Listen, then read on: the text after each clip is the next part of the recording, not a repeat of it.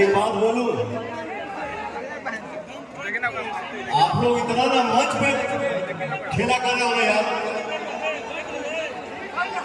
थोड़ा बचा के भाई।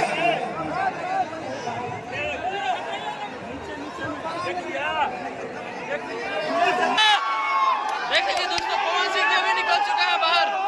देख लीजिए पवन सिंह जी हो चुकी है ग्रैंड एंट्री। बहुत सारे लोग यहाँ पर घेर चुके हैं उनको। अभी पवन सिंह जी जा रहे हैं बापू सभागार के अंदर। दोस्तों यही है बापू सभागार। अभी हम आ चुके हैं अंदर और देख लीजिए महात्मा गांधी का यहाँ पर मूर्ति लगी हुई है, बहुत ही ज़बरदस्त है। और यहीं पर कुछ ही देर में पवन सिंह जी आएंगे और साइन का करेंगे प्रचार। और देख लीजिए हमारे पास ये टिकट है और इनका भी देख लीजिए, और मेरे पास भी है पवन सिंह के, इस पर फोटो वोटो लगी हुई है, देख सकते हैं आप। और हम लोग अभी अंदर आ चुके हैं, आप लोग बने रहिएगा हमारे साथ, पूरा वीडियो दिखाएंगे। और देख सकते हैं उत्साह, ठीक है, लड़कियों का।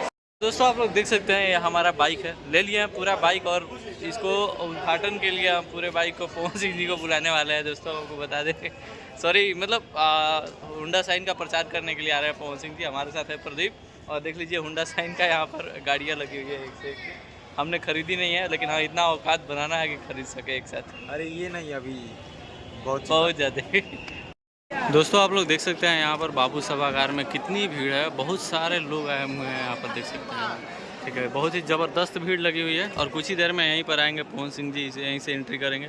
और आगे देख सकते हैं यहाँ पर पवन सिंह जी की अभी फ़ोटो लगी हुई है LED स्क्रीन पर। तो जैसे ही पवन सिंह जी एंट्री करते हैं स्टेज पर, आपको दिखाते हैं हम, बने रहिएगा आप हमारे साथ। तो मैं चाहूंगी